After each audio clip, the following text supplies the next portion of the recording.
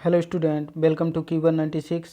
मैं नीतीश सर आप सभी का अपने चैनल Q196 में स्वागत करता हूं। साथ ही साथ AHKIC इंटर कॉलेज में भी स्वागत करता हूं। स्टूडेंट, आज हम लोग 10th क्लास के अंतर्गत होम साइंस विषय से संबंधित डिस्कस करेंगे, जो कि पहला ही चैप्टर होगा। पहला ही चैप्टर का ये सेकेंड वीडियो होगा, जिसमें हम लोग पारिवारिक बजट के ऊपर डिस्कस कर रहे थे। इसमें आज हम लोग जानेंगे पारिवारिक बजट की मुख्य मदें क्या होती हैं। तो स्टूडेंट, शुरू करते हैं। पारिवारिक बजट की मुख्य मदें क्या होती हैं। सबसे पहले मैं बताना चाहूँगा कि मदें क्या चीज़ होता है। स्टूडेंट, मद से मतलब है कैटेगरी से। कैटेगरी से मतलब है कि अर्थात जो आप पारिवारिक बजट तैयार करते हैं वो किस किस कैटेगरी में तैयार करते हैं, किस किस आधार पर किस किस भाग में बांट करके तैयार करते हैं, उसी कैटेगरी को मद कहते हैं। मद, ठीक है स्टूडेंट। तो डिस्कस करते हैं मद के बारे में। पारिवारिक बजट की मुख्य मदें क्या क्या हैं, जिसमें पहला मद है आहार एवं संबंधित सामग्री। अर्थात खाने पीने से संबंधित जो भी कुछ अनाज होता है, जो राशन होता है, एवं और भी कुछ जो उससे संबंधित सामग्री होता है, इन सब का बजट तैयार करना। तो इसमें क्या क्या हो सकता है, जो भी कुछ आप घर पे खाते पीते हैं सुबह शाम दोपहर, उनसे संबंधित जो भी खाने पीने की चीज़ें हैं, उसके विषय में जो बजट तैयार किया जाता है वो आहार एवं संबंधित सामग्री बजट के अंतर्गत रखा जाता है। तो होपफुली ये समझ में आ गया होगा। जो सेकेंड मद है वो है वस्त्र एवं परिधान, अर्थात कपड़े पहनावे से संबंधित है, जो कि यह भी एक मद है। आप सिर्फ खाना खा करके तो रह नहीं सकते हैं, आपको पहनने के लिए कपड़े, रहने के लिए, शरीर को ढकने के लिए कपड़े, ये सब चीज़ों की भी ज़रूरत होती है। अर्थात आपको फाइनली ड्रेस की ज़रूरत होती है। ठीक है, ड्रेस भी बहुत प्रकार के ड्रेस होते हैं। आप शादी में पहनने के लिए अलग ड्रेस लेते हैं, घर पे पहनने के लिए अलग ड्रेस लेते हैं, स्कूल जाने के लिए अलग यूनिफॉर्म लेते हैं। तो ये सब वस्त्र एवं परिधान के अंतर्गत आएगा। ये भी, इसका भी बजट बनाया जाता है और ये भी एक बजट का कैटेगरी है, मद है। होपफुली ये भी आपको समझ में आया होगा। नेक्स्ट मद का हम लोग बात करेंगे, जो कि है आवास। स्टूडेंट, खाने के लिए भोजन, पहनने के लिए कपड़े और रहने के लिए आवास की भी आवश्यकता होती है।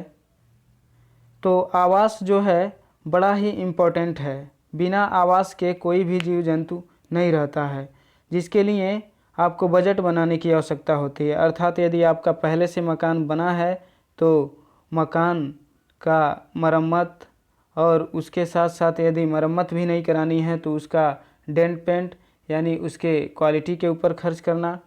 तो जो भी कुछ मकान से संबंधित, आवास से संबंधित है, यदि मकान नहीं बना है तो उसके बनाने के लिए, इस तरह से जो बजट तैयार किया जाता है वो आवास मद के अंतर्गत रखा जाता है। होपफुली ये भी समझ में आ गया होगा।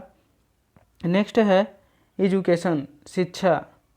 शिक्षा का भी एक मद है, जिसमें आप बजट बनाते हैं शिक्षा पे खर्च करने के लिए। कि एज एग्जाम्पल कि आप अपने बच्चे को कहीं बाहर पढ़ाना चाहते हैं या जहाँ भी हैं वहीं पे पढ़ाना चाहते हैं, कितना उनका फ़ीस लगेगा, पूरे साल का कितना खर्च आएगा, कॉपी बुक का कितना खर्च आएगा, ये सब जितना भी है सब एजुकेशन के अंतर्गत आएगा। और इससे संबंधित जो आप बजट तैयार करेंगे वो कौन से मद में आएगा? शिक्षा संबंधित मद में, अर्थात एजुकेशन कैटेगरी में आएगा। होपफुली ये भी समझ में आ गया होगा। नेक्स्ट मद है स्वास्थ्य एवं चिकित्सा।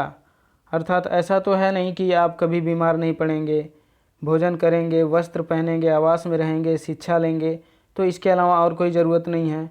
ये सामान्य बात है कि हम सभी बीमार पड़ते हैं, ये लाइफ का एक सच है कि हम सभी बीमार पड़ते हैं। तो बीमार पड़ने के लिए उसके लिए भी पैसे कुछ रखे जाते हैं, कुछ उसका भी बजट तैयार किया जाता है कि यदि कोई बीमार पड़ता है तो उसके दवा का खर्च कहाँ से आएगा। ये सब सारी चीज़ों का जिसमें बजट में शामिल किया जाता है वह बजट किसके अंतर्गत आता है? स्वास्थ्य एवं चिकित्सा के अंतर्गत आता है। तो होपफुली ये भी समझ में आ गया होगा। नेक्स्ट मद की हम लोग बात करें तो वह है यातायात। कौन सा मद है? यातायात। स्टूडेंट, मैं बताना चाहूँगा, मनुष्य एक सामाजिक प्राणी है और समाज में रहने के लिए बहुत कुछ ऐसे चीज़ों में से इन्वॉल्व होना पड़ता है, रहना पड़ता है, जो कि एक स्थान से दूसरे स्थान पर जाने के लिए होता है। कुछ परिस्थितिवश एक स्थान से दूसरे स्थान पर जाने के लिए होता है। तो एक स्थान से दूसरे स्थान पर किसी व्यक्ति को जाने के लिए यातायात करना पड़ता है, या ऐसे भी किसी भी पर्पज़ से यदि आप एक स्थान से दूसरे स्थान पर जाते हैं तो उसके लिए भी कुछ पैसे खर्च करने पड़ते हैं किराए के रूप में। वो किराया या आने जाने की व्यवस्था, ये सब चीज़ें जिस मद के अंतर्गत रखा जाता है उस मद को कहते हैं यातायात मद। ठीक है स्टूडेंट, होपफुली आप समझ पाए होंगे। अब हम लोग बात करेंगे एक ऐसा मद जो कि अन्य घरेलू व्यय। इसके अंतर्गत क्या आएगा? स्टूडेंट, आप लोग सोच रहे होंगे सर आपने आहार एवं संबंधित सामग्री की बात कर ली, वस्त्र एवं परिधान का बात कर लिया, आपने आवास का बात कर लिया, शिक्षा का बात कर लिया, चिकित्सा का बात कर लिया, यातायात का बात कर लिया, अब अन्य घरेलू व्यय क्या हो सकते हैं? सब तो हो ही गए। नहीं, अन्य घरेलू व्यय वो व्यय हैं जो कि आप नहीं जानते हैं, कुछ कुछ ऐसे ही हो जाता है। जैसे आप नहीं जानते हैं कि कल मेरे यहाँ कोई फ्रेंड आएगा, नहीं जानते हैं। हो सकता है आपके यहाँ कोई फ्रेंड आ गया तो उसको कुछ खास करने के लिए, उसको खिलाने पिलाने के लिए जो उसके लिए कुछ आप स्पेशल करेंगे, वो तो अन्य घरेलू व्यय में आएगा ही। उसके अलावा आपके यहाँ कोई रिलेटिव आ गया, उसके ऊपर जो खर्च करेंगे वो भी क्या है? अन्य घरेलू व्यय है।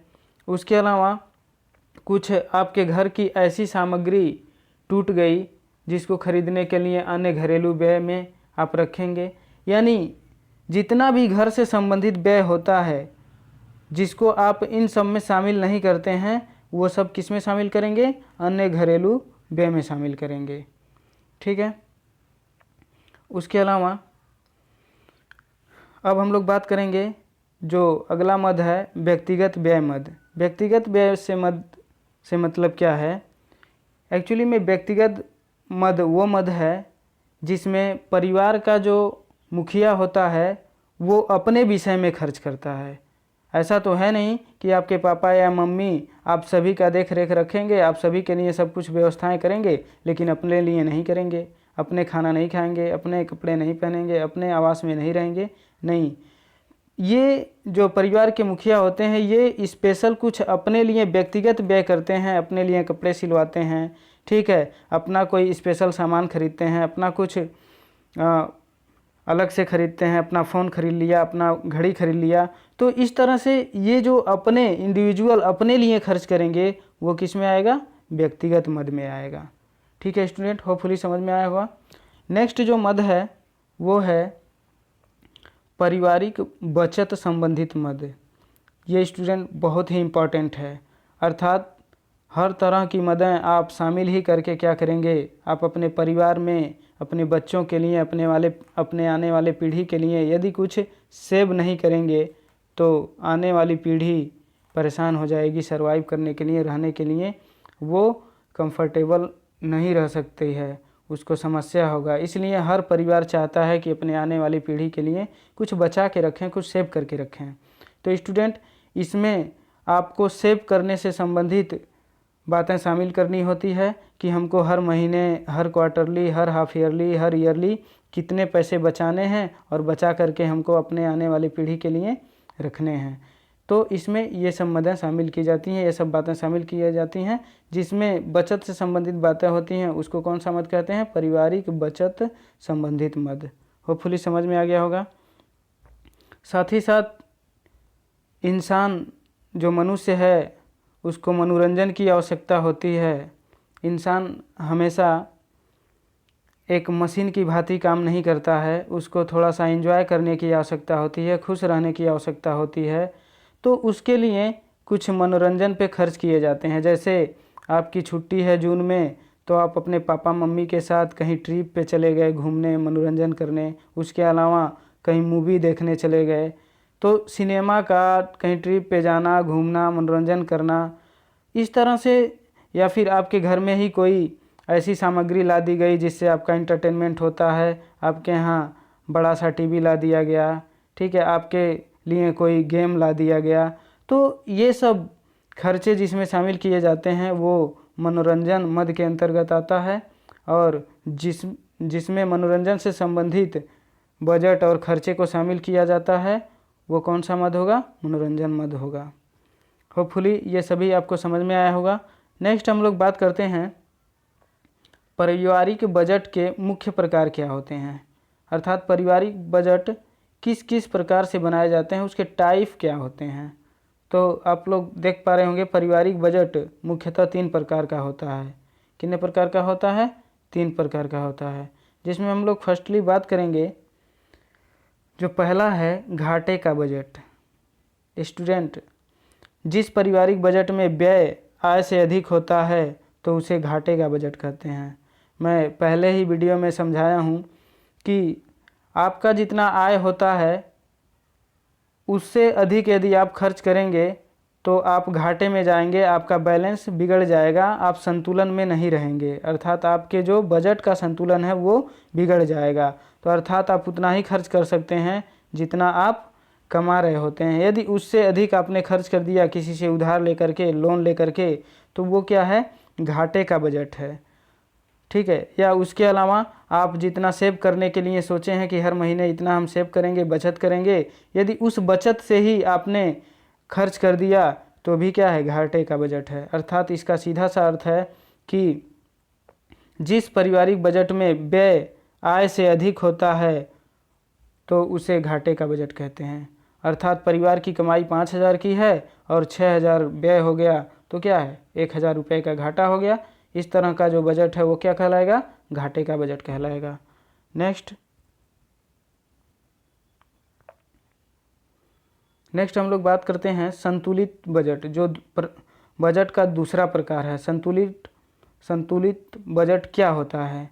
जिस पारिवारिक बजट में व्यय को आय के बराबर ही रखा जाता है, अर्थात वो बजट, उस परिवार का बजट जिस परिवार का जो व्यय है मैक्सिमम यानी अधिकतम खर्चे किए जाते हैं तो आय के बराबर, यानी आप आय के बराबर खर्च करते हैं, उससे अधिक नहीं, तो उसे संतुलित बजट कहा जाता है।